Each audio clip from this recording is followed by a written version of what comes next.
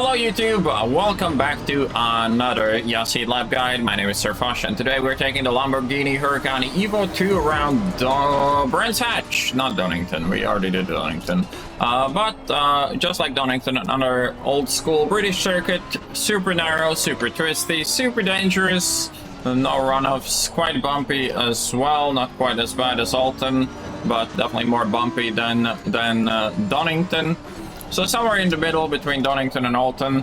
A lot of high-speed corners here, making it very tricky to extract lap time. To put it bluntly, you just gotta sand it and get used to sanding it, because if you sand it and get it wrong, it's gonna be a really bad day. So I really recommend avoid doing that, as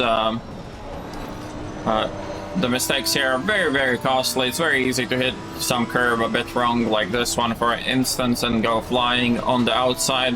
Can actually end your race instantly, so really gotta get comfortable here. Not a forgiving circuit whatsoever. That being said, Lambo pretty good here. Might be actually the strongest car, but it is definitely up there.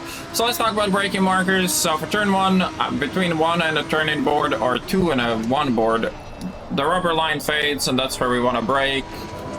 Tires aren't quite there yet.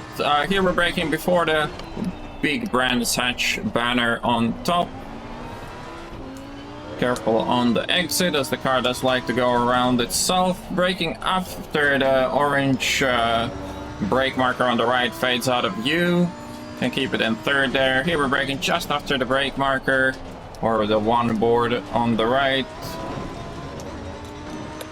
Don't want to stay on the outside for too long there. There's some really nasty bumps. For this corner, the wall on the right, the side road entry that's painted orange, is a good reference. You want to brake a little bit after it. Here we're braking just a bit after the rubber line starts, and keep the foot on the throttle a little bit just to keep the car stable. Here once again, side road entrance on the right is our mark, and for this one, just before the side road entrance mark, and obviously I'm referring to the orange painted walls on the Tech Pro, and here we're braking just at the 1 board. And that is a rough guide of Brands Hatch. Also, so here is our setup, running quite a bit of positive tow on the rear. You will see why a bit later. Electronics wise, we're switched to map 1 and feeling relatively comfortable in it. The setup is still very, very drivable. So here's what we have done. We have stiffened the car up significantly, especially on the front. Less bump stop range as well.